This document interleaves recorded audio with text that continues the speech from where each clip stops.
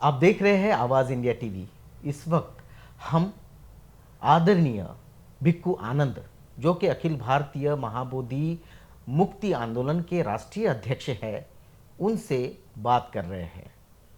क्या है महाबोधि का आंदोलन, हम बात करेंगे। भंते जी, आपका बहुत बहुत स्वागत। ये देखा जाता है पूरे देश में, अगर कोई मस्जिद है तो मुसलमानों को कब्ज़ों में है, अगर कोई चर्च है तो वो भी क्रिश्चियन पादरियों के या उनके ट्रस्ट के कब्जे में है, कोई गुरुद्वारा है तो गुरुद्वारा प्रबंधन कमेटी है तो सारे सिख होते हैं, कोई हिंदू मंदिर भी है तो ये देखा जाता है कि उस मंदिर का अधिपत्य जो है हिंदू ही करते हैं। देश में केवल एक ही ऐसा महत्वपूर्ण मंदिर है जिसे सारी दुनिया जानती है, सारी दुनिया पूजती है, और हर दुनिया के बौद्धों का एक सपना होता है कि मैं महाबोधि महाविहार बोध गया जाके वहाँ दर्शन लूँ। लेकिन जब वहाँ पहुँचते हैं तो ये पता चलता है कि ये बौद्धों के हाथ में नहीं है। तो ऐसा क्यों है?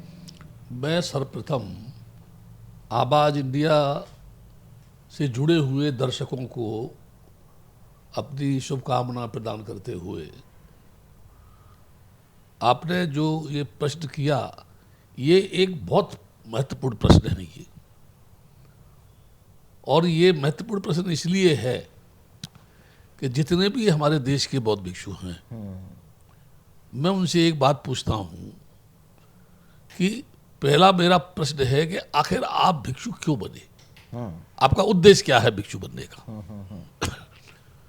तब दूसरा प्रश्न मेरा ये है उनसे कि जिस जगह पर राजकुमार सिद्धार्थ ने संबोधि प्राप्त की जी, और संबोधि पाने के बाद वो विश्व गुरु कहलाया और दुनिया के लोगों ने उनकी जो है उस फिलॉसफी को अपनाया, जो आज विकासशील देशों में गिने जाते हैं या विकास की ओर जा रहे हैं। क्या कारण है कि वो स्थल आज भी बौद्धों के हाथ में नहीं है या बौद्ध भिक्षुओं का वहाँ कोई अस्तित्व नहीं है? मैंने जब इसका अध्ययन किया तो मैं आपको शॉर्ट में ये बताऊंगा। पहले ये महाबोधि विहार जो था जमीन के अंदर था, और उस समय बोध गया मठ का, शैशम मठ का जो मठाधीश घमंडगिरी था, ये उसकी जमींदारी के अंतर्गत आता था। गांधी या नेहरू जब कहीं विदेशों में जाते थे जी, तो अनागारिक धम्मपाल द्वारा महाबोधि विहार के प्रबंधन को बौद्धों के हाथ में लेने की मांग को लेकर के जो आंदोलन चल रहे थे विश्व स्तर पर, लोग उनसे पूछते थे बुद्ध के आका महाबोधि विहार जो है बौद्धों के हाथ में क्यों नहीं है? तब वो ये जवाब देते थे कि जब हमारा देश आज़ाद हो जाएगा तो हम इस पर विचार करेंगे। आज़ादी के बाद doctor Rajendra Prasad, who was the first president of India, वहाँ बोध गया गए और प्रॉपर बिहार के रहने वाले थे। उन्होंने जाकर के घमंडगिरी से भेंट की और उनसे कहा कि हम आपसे कुछ दान लेने के लिए आए हैं। तो बोलेंगे आप लोग तो दान हमको उल्टा देते हैं और आप मुझसे कह रहे हैं कि हम आपसे दान लेने आए हैं, राष्ट्रपति हैं इस देश के आप, मैं क्या आपको दान दे सकता हूँ? आप मुझसे कहिए, मैं आपकी बात सुनूंगा और मुझसे हो सकता है तो मैं आपको दान दूंगा। जी, आपको ये जानकारी होनी चाहिए, आज भी भारत के जो मठ हैं, मंदिर हैं, या जो उनके चारों धाम के शंकराचार्य हैं, या जो भी बड़े बड़े संत हैं, उनके पास सैकड़ों एकड़ जमीन है। जी, बिल्कुल। और वो सैकड़ों एकड़ जमीन को लेकर के क्या करते हैं, देश को क्या देते हैं, ये वो संत जानते हैं और मुझसे ज़्यादा बेहतर वो गवर्नमेंट के नुमाइंदे जानते हैं। इस बात को आगे बढ़ाने से एक बात पर मैं ध्यान दिलाना चाहता हूँ। आसाराम बापू बहुत फेमस संत हुए गुजरात के, वो कभी कभी नाचते भी थे, अभी जेल में है। तो बहुत लोग जाते थे उनके पास। अटल बिहारी वाजपेयी गए, मुरली मनोहर जोशी गए, आडवाणी गए उनसे आशीर्वाद लेने के लिए, नरेंद्र मोदी गए उनके पास जो है। बाद में पता चला कि वो बहुत कामी पुरुष था और 376 का जब केस लगा तो वो जेल में बंद है। तो मैं अपने मन में सोचता हूँ, जितने भी इस देश के बड़े बड़े मठाधीश हैं, जहाँ सैकड़ों एकड़ जमीन है, उनके पास नेता लोग क्यों जाते हैं? तो मेरा उनसे एक प्रश्न है कि जब वो आसाराम बापू कामी पुरुष था, तो क्या जो लोग उनसे आशीर्वाद लेने जाते थे उसके आश्रम के एजेंट थे, मेंबर थे, सदस्य थे, उसके फॉलोवर थे? यदि ऐसा है तो मैं ये समझूंगा कि जितने मठों में जो भी गलतियां हो रही हैं उसमें हमारे देश का कोई ना कोई लीडर उसमें इन्वॉल्व जरूर है। अब मैं उसी पॉइंट पे आता हूँ कि घमंडगिरी के पास भी बहुत एकड़ जमीन थी। तो जब उनसे मांगा गया तो उन्होंने कहा कि ये महाबोधि विहार हमको आप दे दो, क्योंकि बौद्धों की समस्या अंतर्राष्ट्रीय स्तर पर बहुत समय से मांग उठ रही है कि ये महाबोधि विहार बौद्धों को दिया जाए। घमंडगिरी की जिम्मेदारी में होने के कारण उसने कहा कि मैं आपको ये विहार देने को तैयार तो हूं मंदिर, लेकिन इसका जो भी प्रबंधन होगा या जो भी इसकी व्यवस्था होगी संचालन करने की, उसमें मेरे मठ का एक आदमी आजीवन सदस्य होगा। अब यहां से कहानी शुरू होती है जी। उसका एक एक्ट बना, बिहार गवर्नमेंट ने बनाया, उसका नाम अभी भी वही है, बुद्ध गया मंदिर प्रबंधन एक्ट 1949। पाली त्रिपिटक में बौद्धों के बिहार होते हैं, मंदिर नहीं होते हैं। जी बिल्कुल। और उनको बिहार क्यों कहते हैं? जहां जहां तथागत बिहार करते थे, रुकते थे, चाहे वो वेणुवन का वो बिहार हो या वो कहना चाहिए वो स्थान हो, चाहे वो अनाथ पिंडक के द्वारा निर्मित किया गया महाविहार हो या कोई अन्य जगह हो, जहां तथागत बुद्ध जाकर के रुकते थे, उसको कहा जाता था बुद्ध विहार। यहां बुद्ध ने विहार किया। अब उन विहारों में बुद्ध की प्रतिमाएं हैं जो स्थापित है, और उनकी देखरेख करने वाले उपासक भी हैं, भिक्षु भी हैं। लेकिन जो उपासक है वो बुद्ध विहार का प्रबंधन नहीं करते, वो कॉमर्शियल बेस की इसकी प्रॉपर्टी बना करके उसका संचालन करते हैं। भिक्षु जो है धार्मिक क्रियाकलापों का डायरेक्शन देने के बजाय उस प्रबंधन समिति के आदेश को फॉलो करते हैं। मैं ये कह सकता हूँ कि पूर्ण रूपेण हमारे देश का भिक्षु जो है स्वतंत्र होकर के धर्म पर चिंतन करके इस धरती के ऊपर ही नहीं विश्व के मानस पटल के ऊपर वो बुद्ध के दर्शन को पेश नहीं कर पा रहा है, ऐसा मैं मानता हूँ। बिल्कुल, मैं आपको रोकूंगा कि ये बड़ा मुद्दा है, क्योंकि हम जब देख रहे हैं कि इस देश में, जिस देश को कभी जम्बूद्वीप कहा जाता था, उसको भारत उसका एकेडमिक नाम है, उसको अभी हिंदुस्तान बनाने की कोशिश चल रही है। और इस कोशिश में हम देखते हैं तमाम जो हिंदुओं के बाबा है, संत है, वो इसको हिंदू राष्ट्र कैसे बनाया जाए इसके लिए जी जान से काम में लगे हैं। अपने अपने तरीके से वो लोगों को प्रचार उसका कर रहे हैं। मुद्दा यह है कि जो कभी कभार ये पूरा जम्बूद्वीप बौद्ध लोगों का था, यहाँ बौद्धों की संख्या 1.5% या 2% भी नहीं है, तो ये जो भिक्षु संघ आज विद्यमान है, ये भिक्षु संघ का कितना कर्तव्य है, जिस तरह से हिंदू साधु संत और उनके सारे धम्म प्रचारक उसको धर्म को बढ़ाने के लिए काम कर रहे हैं। हमारे भिक्षुओं का इस वक्त क्या स्टेटस है? क्या सही मायने में वो धर्म को आगे बढ़ाने का काम कर रहे हैं? बोधिसत्व डॉक्टर बाबा साहब अम्बेडकर का जो स्वप्न था प्रबुद्ध भारत बनाने का, क्या ये सारे भिक्षु उस मार्ग पर चल रहे हैं? ये एक महत्वपूर्ण आपने मुझसे प्रश्न किया है। इसमें त्रिबंधना में एक सूत्र आता है जी। उसमें बोलते हैं आहु नैयो पाहु नैयो दक्ष नैयो अज्जल करणी अनत्वरंग पुज्जक के तक लोक साथी। जी। आओ देखो, क्या देखो? जो आदर करने योग्य है, जो पूजा करने योग्य है, जो दान देने योग्य है, उनको इन तीनों बातों से जो है संपन्न करने की कोशिश करो।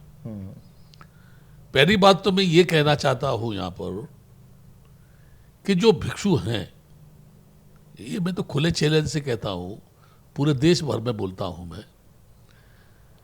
मैं ये कहता हूं जो राजकुमार सिद्धार्थ राजपाट को त्याग करके अनुसंधान कर रहा था उस समय पर कि आखिर मानव के बीच में द्वेष क्यों है, ये दुख का मूल कारण क्या है जी।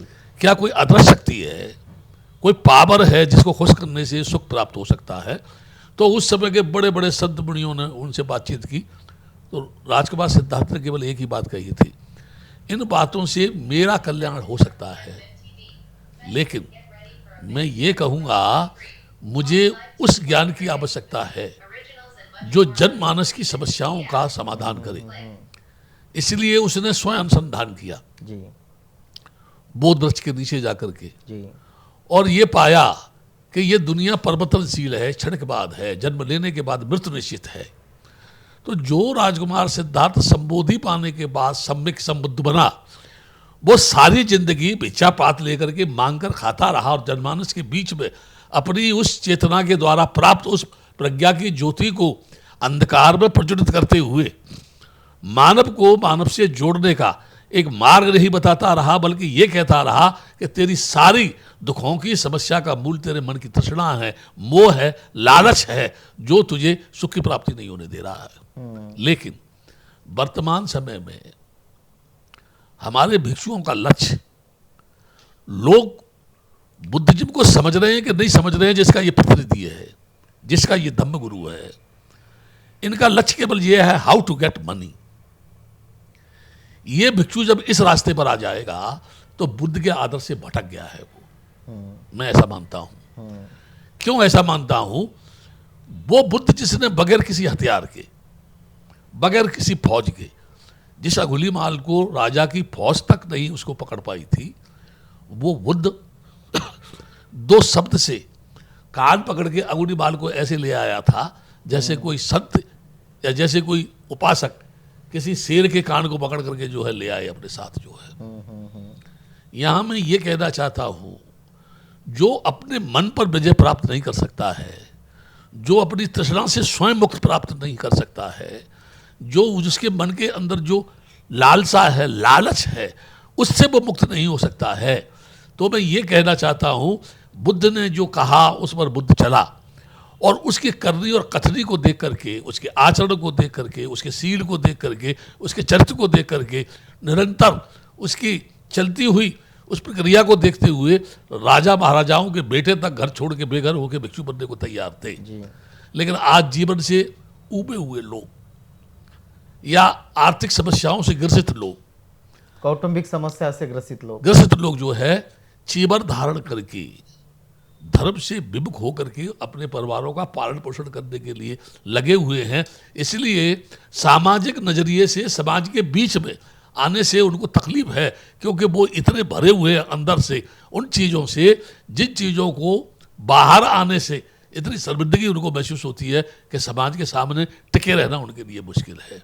और इसका मूल बताता हूँ ये है, एक बंदे कहता है वो बंदे खराब है, वो बंदे कहता है कि वो खराब है। इससे क्या होगा, लोग ये सोचेंगे ये कहता है वो खराब है, वो कहता है ये खराब है, तो पब्लिक की दृष्टि में ये आता है ये सब ही खराब है। अब यहाँ प्रश्न ये बता रहा हूं कि जो भिक्षु बुद्ध की उस धरती पर जो है विचरण कर रहा है, जहां उसको संबोधि मिली, तो मेरे नजरिए से विश्व का वो ऐसा भिक्षु है जिसको जितनी बुद्ध दर्शन की जानकारी है, इतनी उन लोगों को जानकारी नहीं है जो थाईलैंड, बर्मा, चीन, जापान या उनमें रहते हैं, क्योंकि वो बुद्ध का दर्शन तो भारत से गया ना। अब हमारे देश का भिक्षु जिसकी दुनिया में पूजा होनी चाहिए, आज दुनिया के बौद्ध देशों की नजर में भिखारी है वो। अभी पूजा पाठ चल रहा है, बुद्ध गया के अंदर पूजा चल रही है, बहुत सारे भिक्षु उस पूजा में जाके बैठे हुए हैं, क्योंकि रोजाना उनको दान प्राप्त होगा।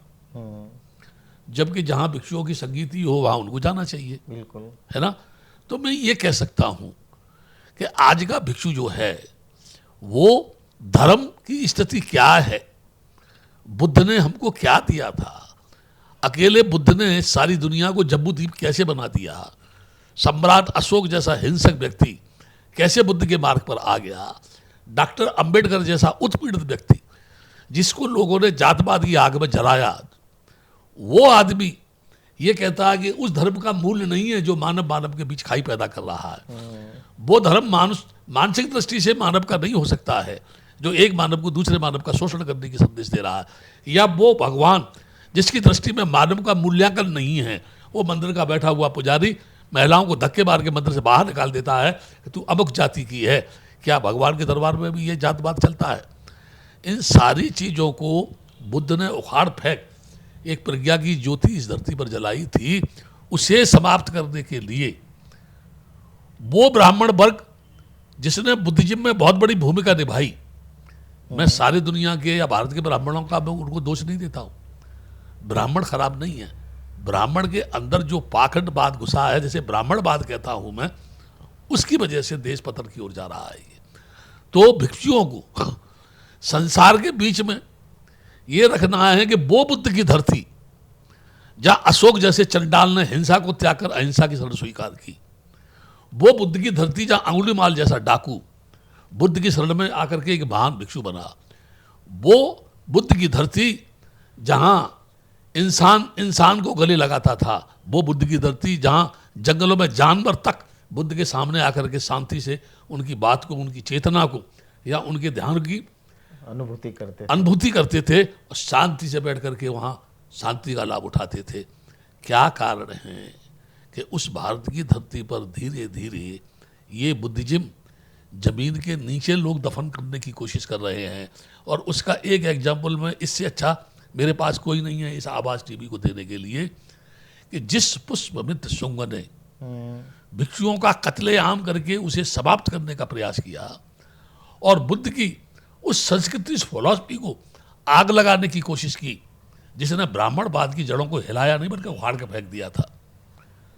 आज मैं देख रहा हूं हमारे देश के भिक्षु साकेत नगरी, जो बौद्धों का बहुत बड़ा स्थल है, जहाँ की प्रसिद्ध मृणाल माता विशाखा माता थी, जहाँ का प्रसिद्ध कवि अश्वघोष था, वो जमीन जो बौद्धों की थी, वहां पुष्पमित्र शुंग जिसने भिक्षुओं का कत्ल किया, उसको मर्यादा पुरुषोत्तम राम बना करके परोसा गया और कहा गया कि ये राम की जन्मभूमि, राम की जन्मभूमि, राम की जन्मभूमि है। यानी उस बुद्ध स्थल को, उस देश को जो विश्व में बुद्ध के नाम से जाना जाता है, राम की जन्मभूमि बता करके इतना प्रसारित किया गया, इतना आगे बढ़ाया गया कि एक दिन उस मस्जिद को तोड़ के ध्वस्त कर दिया। उस समय हम लोग बुद्ध के इशू को लेकर के बोर्ड क्लब पर धरना दे रहे थे। तब मैंने कहा था कि भिक्षुओं को सचेत होना चाहिए। अब ये बौद्धों की छाती पर जो है हिंदूवाद की कीट ठोकने वाले हैं। बिल्कुल। और उसके बाद क्या हुआ, सारा देश एक ऐसे रास्ते पर खड़ा कर दिया, जब जब पाकिस्तान की बात होती है तब तब इस देश में भारत की बात नहीं होती है, हिंदुस्तान की बात होती है। क्योंकि जिन्ना ने पाकिस्तान बनाया, गांधी ने डॉक्टर अंबेडकर का इस बात का विरोध तो किया था कि आप डबल वोट की मांग क्यों कर रहे हैं, लेकिन गांधी ने जब जिन्ना ने पाकिस्तान को अलग करने की मांग की, उस समय गांधी ने धरना नहीं दिया, उस समय गांधी ने अनशन नहीं दिया, क्योंकि वो तो ये चाहता था कि चाहे इस देश के टुकड़े हो जाएं, लेकिन आज़ादी का राष्ट्रपिता के रूप में पूजा मेरी इस देश में होनी चाहिए। तो वो शांत रहा, वो पाकिस्तान बन गया। और उसी समय से आरएसएस के लोग जो अपने को राष्ट्रीय स्वयंसेवक कहते हैं, यानी मैं ये कहता हूँ जो राष्ट्र की सेवा करने वाला स्वयंसेवकों का संघ है, उसको दशहरा के पर्व पर अपने हथियारों का प्रदर्शन करने की क्या आवश्यकता है। इसलिए मैं एक बात बोलता हूँ, हमारे देश के देवताओं के पास हथियार होने की क्या जरूरत है, क्योंकि आप भय दिखाना चाहते हैं, भय के माध्यम से लोगों को मानसिक गुलाम बनाना चाहते हैं। आपके पास ह्यूमैनिटी नहीं है, आपके पास मानवता नहीं है, आपके पास ईमान नहीं है, आपके पास इंसानियत नहीं है। इसलिए नाना प्रकार से हथगंडे अपना करके आप आदमी को मजबूर करना चाहते हैं कि वो आपकी बात को फॉलो करे। लेकिन बुद्ध ने ये नहीं कहा, बुद्ध ने ये कहा ऐपस्य को ओपनय्य को अज्जल करणीय नतरक पुज्जक खेतक लोक साथी, आओ सुनो देखो चिंतन करो मेरी बात पर। यदि वो भोजन हित की है, भोजन सुख की है, तुम्हारे मन को शांति मिलती है तो उसका अनुसरण करो, नहीं तो उसका अनुसरण मत करो। क्योंकि मेरी भी अंदर गलतियां हो सकती हैं, मैं भी आपकी तरह से एक इंसान हूँ। लेकिन उसने ये नहीं कहा कि मैं दुनिया का सर्वशक्तिमान इंसान हूँ, तुम मेरी पूजा करो। उसने ये कहा तुम मेरे मार्ग पर चलो। आज वो भिक्षु उस मार्ग से भटक गया है। मैं इस बात पे आ रहा हूँ, मैं आपको रोकूंगा। आपने जिक्र किया आरएसएस का, यानी राष्ट्रीय स्वयंसेवक संघ का आपने जिक्र किया। आमतौर पर हम लोग मीडिया में जब काम करते हैं या धम्म के क्षेत्र में काम करते हैं तो ये देखा जाता है कि जिस तरह आरएसएस ने स्वयंसेवक बनाए, उसी तरह आरएसएस ने बुद्ध धम्म को, इस आधुनिक बुद्ध धम्म को आधुनिक भारत में खराब करने के लिए कुछ भिक्षु भी बनाए हैं। शायद आपके इर्द गिर्द भी कोई भिक्षु होंगे। आप उनको कैसे पहचानेंगे और संघ से बाहर कैसे करेंगे? मैं एक बात बताता हूं आपको जी। इसका उत्तर देने से पहले मैं आपको एक तरफ और इशारा करता हूं जी। जिस समय सम्राट अशोक ने, वो पुष्यमित्र शुंग ने, सम्राट नहीं कहना चाहिए, पुष्यमित्र शुंग ने जिस समय भिक्षुओं का कत्लेआम किया, मैं ये कह रहा हूं कि ब्राह्मणों ने बुद्ध के शरण में आने के बाद उच्चतम शिखर पर इस बुद्धिज्म को पहुंचाया, जिन्होंने इसको जाना और समझा। सारी बुद्ध महामोगलाइन उनका बड़ा योगदान रहा, बता रहा मैं। लेकिन जो है उस समय जो भिक्षु जो मारे गए, काटे गए, वो भिक्षु ऐसे थे जैसे अब दिखाई दे रहे हैं। बहुत स्पष्ट बता रहा हूं मैं जो है, क्योंकि जब क्या कारण है कि अंगुली माल बुद्ध के सामने खड़े होकर कांप रहा है तलवार को लेकर के, और आज के भिक्षु के सामने एक गुंडा चाकू लेके खड़ा है तो भिक्षु कांप रहा है उसके सामने। इसका क्या कारण है? इसका कारण है भिक्षु भयमुक्त नहीं है, भिक्षु ने मौत का साक्षात्कार नहीं किया है। ठीक है ना? तो हमारे बीच में इस समय भी, यानी मैं भिक्षुओं के नाम तक बता सकता हूं जो आरएसएस की गोद में बैठ करके उनके मुंह को चाट रहे हैं और वो प्रधानमंत्री के कार्यों की प्रशंसा कर रहे हैं। जिस डॉक्टर अंबेडकर ने इस भारत को संविधान दिया, जिसकी बेस पर यह देश में लोकतंत्र चल रहा है, उसकी बुद्धिमत्ता की वजह से यह देश आजाद हुआ। उस समय उसने ये कहा था कि आजाद भारत की धरती पर उस कौम का क्या होगा जिसे जानवरों की तरह से देखा जाता है। तो उस समय जो नेशनल डेवलपमेंट काउंसिल थी, उन्होंने लिख करके ब्रिटिश शासन को दिया था कि 10 वर्ष में हम शेड्यूल कास्ट कम्युनिटी के लोगों को इस स्तर तक ले आएंगे कि हम में और उनमें समानता आ जाएगी। क्या वो स्थिति आई? नहीं आई ना। अभी मैं क्यों ये बात कह रहा हूँ? ये बात मैं इसलिए बोल रहा हूँ कि वर्तमान में बुद्ध गया मुक्ति आंदोलन को जो चला, जिसके प्रणेता आर नागार्जुन महानायक भदंत सुरई ससाई जी थे, जो अपने को प्रणेता संस्थापक बताते हैं। मैं उनका सम्मान करता हूं, मेरी उनसे कोई दुश्मनी, मेरी लड़ाई नहीं है, क्यों नहीं है। उनके कल्चर में और भारत के कल्चर में तो बहुत ज़्यादा फर्क है। लेकिन मैं एक बात कहना चाहता हूं, जब ये आंदोलन शुरू किया था तो यही भारत के भिक्षु जो इस समय गाल बजा रहे हो नहीं आ रहे हैं, इस संज्ञान में नहीं आए, चाहे वो बम्बई में रहने वाले हों, चाहे वो औरंगाबाद में रहने वाले हों, चाहे वो नागपुर में रहने वाले हों, चाहे कहीं विभिन्न देश के अलग अलग भागों में रहने वाले हों। आखिर उन भिक्षुओं को जब संगठित करके एक संघ को मजबूत बनाने की स्थिति पर विचार किया जा रहा है, तो उनको इसमें आने से परेशानी क्या है? उनको तकलीफ क्या है? तकलीफ ये है, वो उनकी गोद में बैठ करके उनकी बात का समर्थन कर रहे हैं। और यही कारण है कि इस भारत की धरती पर, यानी जो बौद्धों का स्थल है, वो बौद्धों के हाथ में नहीं है। और जहां कभी राम पैदा नहीं हुआ, उस जमीन पर राम मंदिर बनाने का निर्माण कर दिया। भारत का एक भी भिक्षु नहीं बोला, बल्कि मैं ये बताना चाहता हूं इस चैनल पर कि उस महाबोधि मंदिर प्रबंधन एक्ट के अनुसार जो कमेटी बनी, उसने 1 करोड़ रुपया राम मंदिर के निर्माण में दिया। 1 करोड़ रुपया। जिस सरकार ने 50 लाख रुपया भी कभी उस महाबोधि पे खर्च नहीं हुआ। पहली बार जब उस आंदोलन से सेक्रेटरी बना था तो इस देश के सारे भिक्षु विरोध कर रहे थे मेरा, और ये कह रहे थे कि जापानी भद्दे इसका साथ आप दे रहा है, भारत के भिक्षुओं की तरफ ध्यान नहीं दे रहा है। मैंने उस समय ये कहा था उसका लक्ष्य अच्छा है, उसका उद्देश्य अच्छा है, इसलिए मैं उसके साथ हूं। लेकिन आज मुझे इस बात का अफसोस है कि जो प्रेरणा था आंदोलन का, मैं उसी बात पे आ रहा हूं। ऐसा नहीं आप सोचना कि मैं बात को अलग ले जा रहा हूं। वो प्रेरणा जो था, जो ये कहता था कि मैं मौत की अंतिम घड़ी तक, जिस्म के खून के कतरे तक चैन से नहीं बैठूंगा जब तक कि महाबोधि बिहार बौद्धों के हाथ में नहीं आता। आखिर क्या कारण है कि उस संज्ञान में भी वो नहीं आ रहा है, बल्कि इसकी अनुमति देने में भी वो विरोध कर रहा है। जो इसका यानी इसका आंदोलन का जो संस्थापक था, वो भिक्षु आज इस आंदोलन से दूर क्यों जा रहा है? क्या कारण है इसका? ये यहाँ के महाराष्ट्र के लोगों को सोचना चाहिए, बिल्कुल उस पर चिंतन करना चाहिए। इसलिए मैं ये कहूँगा कि वर्तमान समय में जो भिक्षु काम कर रहे हैं वो बुद्ध के दर्शन पे नहीं कर रहे हैं, या तो वो विदेशी संस्कृति का एडवर्टाइज कर रहे हैं, या वो बुद्ध की मूर्तियों को व्यापार की दृष्टि से बेचने का काम कर रहे हैं, या वो उन मूर्तियों को ला करके विभिन्न बुद्ध विहारों में बेच करके उनको पहुंचाने का काम कर रहे हैं। वो बुद्ध की प्रतिमा, जो शालीन मुद्रा, जो मुस्कुराती हुई मुद्रा, जो चीवर पहने हुए मुद्रा यहाँ के संत राजों ने तराश करके बनाई, जो म्यूजियम में रखी गई हैं, करोड़ों रुपए की वो मूर्तियां हैं। हम अपनी बुद्ध की उस इमेज को, बुद्ध की उस संस्कृति को, बुद्ध के उस कल्चर को, उसके ऊपर ढक्कन लगा करके दूसरी संस्कृति को ओढ़ करके हम अपने ही द्वारा, अपने कर्मों द्वारा बुद्ध के आदर्शों की हत्या कर रहे हैं, हनन कर रहे हैं और लोगों को धोखा दे रहे हैं। बिल्कुल, मैं आऊँगा इसी पर, क्योंकि जैसे हमने देखा कि एक त्रिपिटकों में विनय पिटक बहुत महत्वपूर्ण है, जहाँ एक बौद्ध भिक्षुओं के लिए भी विनय है।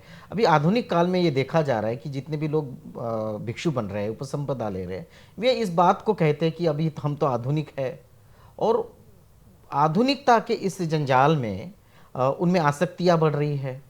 तो इस काल में क्या जो विनय बुद्ध ने भिक्षुओं को दिए थे, क्या उसे बदलना चाहिए या उसको कठोरता से पालन करनी चाहिए? देखिए, मैं यहाँ एक बात कहता हूँ, एक मोटा सा एक एग्जाम्पल देता हूँ। बुद्ध बोल रहा है कि रूप परिवर्तनशील है ना। एक तरफ दुनिया की वो हसीन महिला बासव दत्ता हो या वैशाली की नगर वधू आम्रपाली हो, जो लास्ट में जो है एक ऐसी स्थिति में आई कि बासव दत्ता को एक भिक्षु ने इलाज करके ठीक किया, और आम्रपाली सब राजपाट छोड़ करके जहाँ बुद्ध प्रवचन कर रहे थे वहाँ जाके बैठ गई, और वो अजात शत्रु जो उसको हासिल करना चाहता था, प्राश्चित करने के लिए बुद्ध के सामने जाके बैठ गया कि मेरा जैसा राजा होने के बाद भी उसको हासिल नहीं कर सका। और वो आम्रपाली कह रही थी कि मेरी जैसी सुंदरी जो वैशाली की रक्षा नहीं कर सकी, ये सुंदरता किस काम की। वो भी बुद्ध की शरण में गए, वो भी बुद्ध की शरण में गए। भिक्षु एक बार खाना, एकाहारी खाना क्यों बताया था? इसका क्या कारण है? इसके दो कारण हैं। एक तो आदमी रोटी के लिए जिंदा हो, या एक आदमी जिंदा रहने के लिए रोटी खा रहा है। बुद्ध ने अगर रोटी के लिए जिंदा रहता तो फिर उसको जरूरत राजपाट छोड़ने की नहीं थी। उसके बाद तो सब साधन थे राजकुमार सिद्धार्थ को। वो तो जीवित रह करके लोक कल्याण के लिए रोटी खाता था, और वो भी भिक्षाटन करके खाता था। आज का भिक्षु मान लीजिए भिक्षाटन नहीं करता है, ठीक है, बुद्ध विहारों को अपनी पर्सनल संपत्ति समझ बैठा है।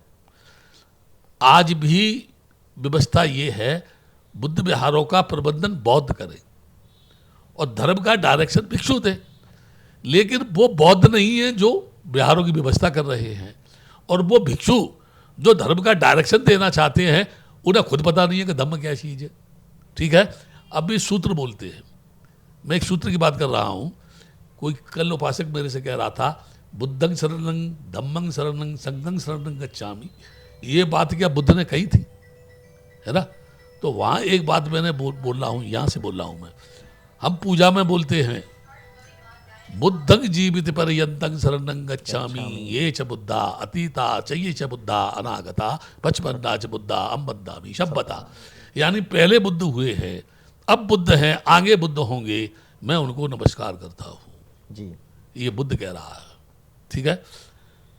दूसरा मैं ये कह रहा हूँ, बुद्ध ने जो बोला वो लिपिबद्ध तो नहीं था, वो तो श्रुतमयी है, सुना हुआ है। इसलिए बोलते हैं एतंग में सुतंग, ऐसा मैंने सुना है। कहा भगवान बुद्ध साबरती में आए थे, ऐसा पाली में बोलते हैं। या जो लोग पाली के बहुत बड़े विद्वान हैं, जो परोसते हैं, यानी आर्य सत्य ये है, अष्टांग मार्ग ये है, पंचशील ये है, विनय ये कहता है, ध्यान इतनी प्रकार से है, चित्त की प्रवृत्तियाँ ये हैं, चैतसिक ये है, चित्त ये है। मैं उन सब से अलग हट करके आपको एक बात बता रहा हूँ, पंचशील है। मैं प्राणी हिंसा नहीं करूँगा, संकल्प लेता हूँ। प्राणी हिंसा किस तरह से होती है?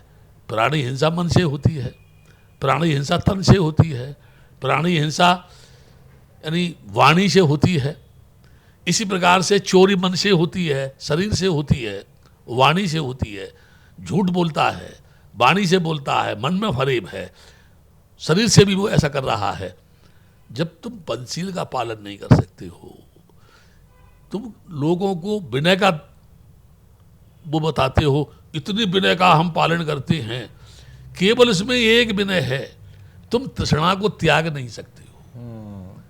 तुम्हारी धन संग्रह करने की प्रवृत्ति, बिहार बनाने की प्रवृत्ति, इतने बड़े बड़े बुद्ध बिहार बना करके आप वहाँ बैठे हुए हैं, जब माँ उसके आसपास बौद्ध ही नहीं होगा, बिहार में आने वाले बौद्ध ही नहीं होंगे, उनके संस्कार ही बौद्धों के नहीं होंगे, बौद्धों की कोई पहचान नहीं होगी, बौद्धों का कोई पूजा स्थल नहीं होगा, तो मुझे आप बताओ ये बुद्ध विहार तोड़े जाएंगे कि नहीं तोड़े बिल्कुल जाएंगे? तोड़े जाएंगे। इनकी रक्षा कौन करेगा? है मेरा कहना ये है, जो भिक्षु ये जानता है, वो जानते कि नहीं जानते मैं नहीं जानता, लेकिन मैं जानता हूँ, इतना मैं अपनी बता रहा हूँ कि जन्म लेने के बाद मरना है। मैंने एक छोटी सी झोपड़ी डाली आगरा में, 40 वर्ष पे मारा, एक एग्जाम्पल दे रहा हूँ मैं जी। उसको रेलवे वालों ने तोड़ दिया कि ये रेलवे की जमीन है।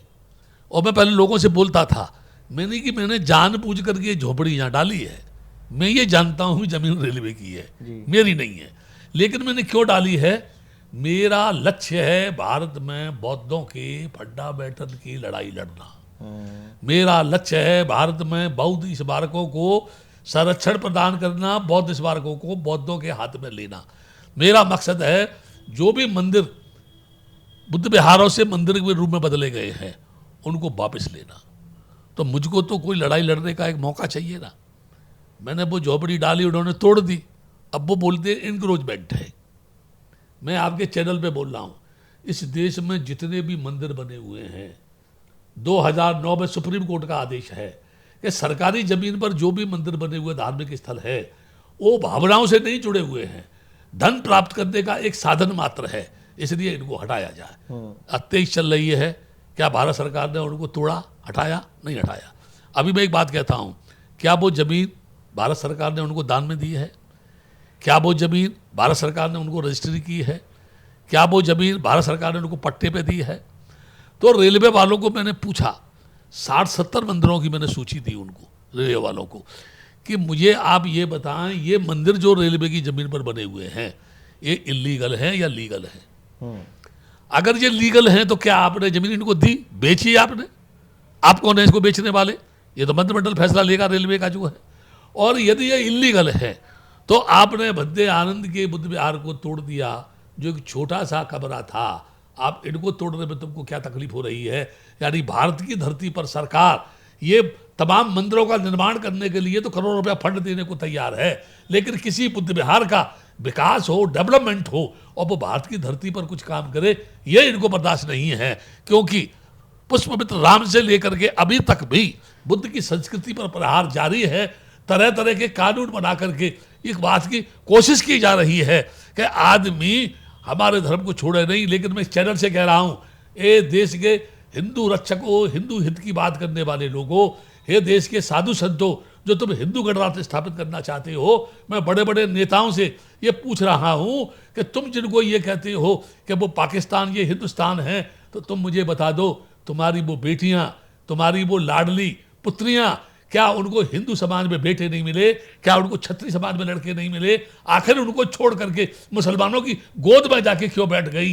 क्या ये तुम्हारे गाल पर तुम्हारी सभ्यता का तमाचा नहीं है? अभी तुमको होश नहीं आ रहा है कि जब तुम्हारी बेटियां तुम्हारे धर्म को, तुम्हारे मार्ग को, तुम्हारे मजहब को त्याग कर, छोड़कर उनकी गोदी में जाके बैठे हैं, आप किस मुँह से बात करते हैं कि हम हिंदू गणराज्य पैदा करेंगे या हिंदू इस देश को हिंदू राष्ट्र बनाएंगे?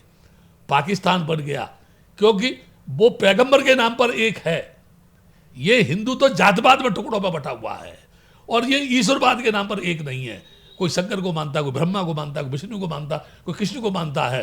कोई कहता है दुनिया भगवान ने बनाई, कोई कहता है निराकार है, कोई कहता है निरपकार है, कोई कहता है देवी देवता इसके मालिक है, कोई कहता है सृष्टि नाक के ऊपर बैठी हुई है, कोई कहता है वो उसके बगैर पत्ता नहीं हिलता। मैं ये कहता हूँ इतने बड़े बड़े शुभचिंतक साधु संत है, तो ये कोरोना आया, तुम में से एक भी ऐसा पैदा नहीं हुआ जो इस कोरोना को भगा देता है यहाँ से। मैं तुम कहता हूँ तुम कायर बुजदिल हो, सब लोगों को धोखा देकर लूटने का काम कर रहे हो और उन लुटेरों को ये सरकार संरक्षण दे रही है। इससे इस देश का पतन होगा, विकास नहीं होगा। विकास जब होगा हर नागरिक के मन में राष्ट्र के प्रति समर्पण की भावना होगी और वो राष्ट्र के लिए जिएगा, राष्ट्र के लिए मरेगा और मानव को प्यार करेगा, तब ये राष्ट्र मजबूत होगा, तब ये देश अखंड होगा। जो बुद्ध ने किया करके दिखाया और आज भी अगर बिच्छू उस रास्ते पर आते हैं तो ये देश दुनिया की दृष्टि में पूजनीय होगा और इसका सम्मान करने योग्य होगा। जहाँ दुनिया के लोग आएंगे, शांति की खोज में आएंगे। आज हमारे देश के बहुत भिक्षु उस भूमि को छोड़ करके विदेशों में जाके बैठ रहे हैं, वहाँ जाकर के पैसा लाने की कोशिश कर रहे हैं। अरे पागलो, मुझे तुम ये एक बात बताओ, तुम दुनिया को उपदेश दे रहे हो कि कोई धन साथ जाने वाला नहीं है, तो तुम धन संग्रह करके अपने को अमीर बनाने की कोशिश कर रहे हो, तो तुम खुद धोखा अपने आप को दे रहे हो। जब कोई साथ लेके नहीं जाएगा तो बेटा तुम कौन सा बुद्ध विहार अपने साथ लेके जाओगे। कम से कम बुद्ध के दर्शन को जान करके चर्च में के विचार बहुजन था बहुजन सुखा, इस पर आ जाओ तो ये देश मजबूत होगा जिसकी कल्पना बाबा साहब ने की थी। बिल्कुल। एक आखिरी सवाल कि जिसका जिक्र आपने किया कि तमाम बौद्ध विहार जिन पे मंदिर बनाए गए, अतिक्रमण किए गए, महाबोधि का जो समस्या है वो जैसी की तैसी पड़ी है, इतने सालों में इतने टप्पे कर लिए, इतने बार अटेम्प्ट हो गया, इतने मोर्चे निकाले आपके नेतृत्व में, भदंत सूर्य, सुरेश ससाई, नागार्जुन इनके नेतृत्व में। अब ये लड़ाई कहाँ तक जाएगी और कब तक ना केवल बौद्ध का महाबोधि विहार, बाकी तिरुपति से लेके साकेत नगरी से लेके गुजरात के विहारों से लेकर साउथ के विहारों तक ये बौद्धों के कब्जे में कैसे आएंगे? ये प्रश्न भी आपका बहुत अच्छा है और मैं तो आवाज इंडिया को आज आशीर्वाद भी दे रहा हूँ, धन्यवाद भी दे रहा हूँ और आपके चैनल पर बोल भी रहा हूँ और आप सभी को सुना भी रहा हूँ। विशेषकर महाराष्ट्र की धरती पर नागपुर में बैठ करके ये सारी बातें मैं कर रहा हूँ जी। मैं आपको एक बात बताता हूँ, जब बुद्ध गया का आंदोलन शुरू हुआ तो भदंत डी संरक्षक जो गिट्टी खदान में रहते थे, बहुत मोटे बनते थे, पहले वो नागा रहे थे, वो वहाँ बुद्ध गया में गए तो वहाँ के पंडित लोग प्रचार कर रहे थे, आओ आओ विष्णु की नगरी में आओ, ये भगवान विष्णु के पैर है, आओ विष्णु की नगरी में आपका स्वागत है। तो उन्होंने ये बोला, तुम बुद्ध के मंदिर में या बिहार में खड़े हो और विष्णु के गीत गा रहे हो, बुद्ध के गीत गाओ, तुम्हें जो मिलता है ले जाओ, लेकिन झूठ क्यों बोल रहे हो। तो उनका वहाँ झगड़ा हुआ, पटका पटकी हुई।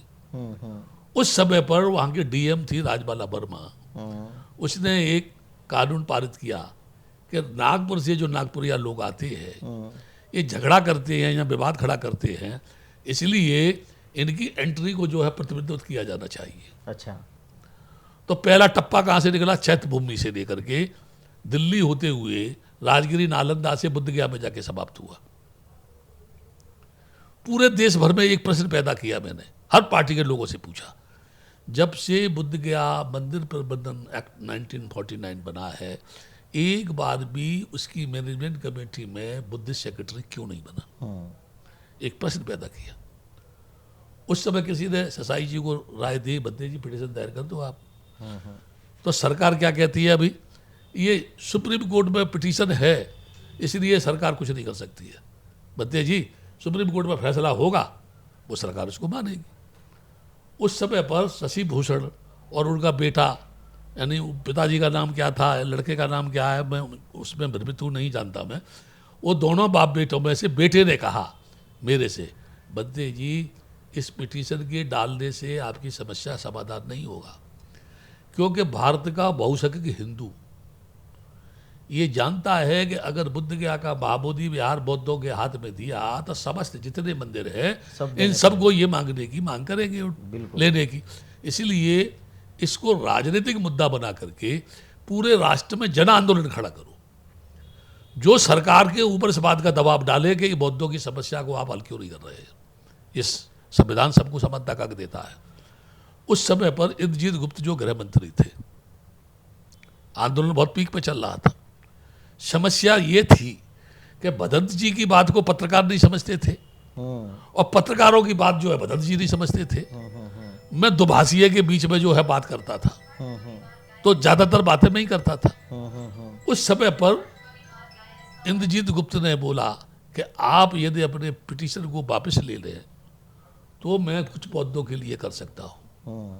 तो तो उस समय पिटीशन कंडीशनल वापस लिया गया कि भारत सरकार हमको न्याय दे रही है, इसलिए हम इस पिटीशन को वापस ले रहे हैं। यदि सरकार ने हमें न्याय नहीं दिया तो फिर से ऑर्डर कोर्ट में हम आ सकते हैं। उसको विड्रॉ कर लिया। मैंने सरकार से पूछा कि 26-26 वर्ष 12-12 वर्ष हिंदू सेक्रेटरी रहा, तो 3 वर्ष के बाद ही आपने बुद्धिस्ट सेक्रेटरी को रिमूव क्यों कर दिया?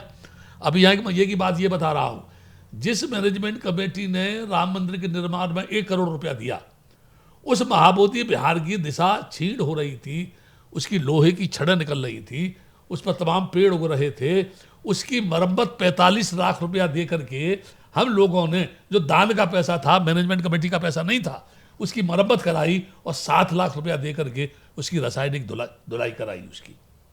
जब वो सेक्रेटरी हटा, उस समय पर हमारे पूज्य भदंत आर नागार्जुन ससाई को पिटीशन दायर करना चाहिए था कि बुद्धिस्ट सेक्रेटरी को 3 वर्ष के बाद क्यों उठाया।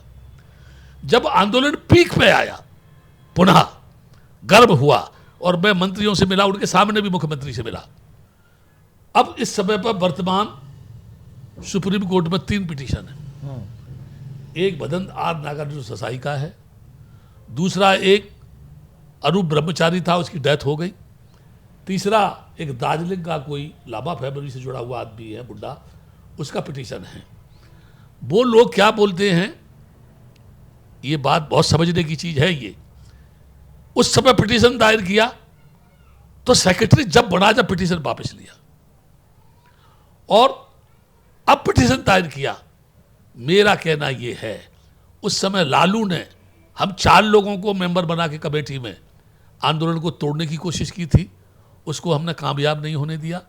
सरकार के सामने एक मुद्दा रखा, उनको सेक्रेटरी बुद्धिस्ट बनाना पड़ा। आज भी सेक्रेटरी बुद्धिस्ट है, डीएम कोई भी वहाँ का चेयरमैन है, लेकिन दुख इस बात का है कि 15 बरस से वहाँ की प्रबंधन समिति में कोई बदलाव नहीं हुआ, वही चेंज चल रही है, 1-2 बदलते, सेक्रेटरी 15 साल से वही लगातार चला आ रहा है। उस सेक्रेटरी को 3 वर्ष के बाद हटा दिया। ये सेक्रेटरी 15 साल से कंटिन्यूस क्यों है? जिस दीक्षा भूमि में बाबा साहब ने बौद्ध धर्म स्वीकार किया था, ये दीक्षा भूमि ये संदेश देती है कि महाबोधि विहार बौद्धों के हाथ में लो, क्योंकि मैंने तुम्हें दुनिया के बौद्धों से जोड़ दिया है। तुम उठो, बौद्ध बनो, सारा संसार तुम्हारे साथ आएगा।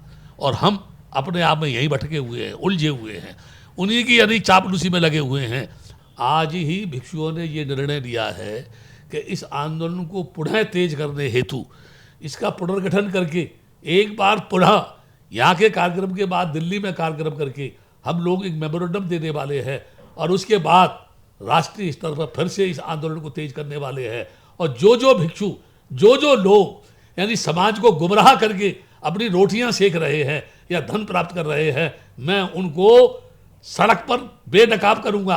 और जनता से अपील कर रहा हूं, बौद्धों से अपील कर रहा हूं, जो भिक्षु महाबोधि विहार की लड़ाई में सम्मिलित नहीं हो रहे हैं, या जो भिक्षु ऑल इंडिया भिक्षु संघ की जमीन पर बैठ करके बाबा साहब के स्वप्न को साकार होने से रोक रहे हैं, या जो भिक्षु अनर्गल प्रचार करके लोगों को गुमराह कर रहे हैं, उनसे ये पूछो, तुम इन बुद्ध विहारों पर क्यों बैठे हुए हो? तुम ये बताओ, बुद्ध विहारों पर बैठकर कब तक जनता को धोखा दोगे?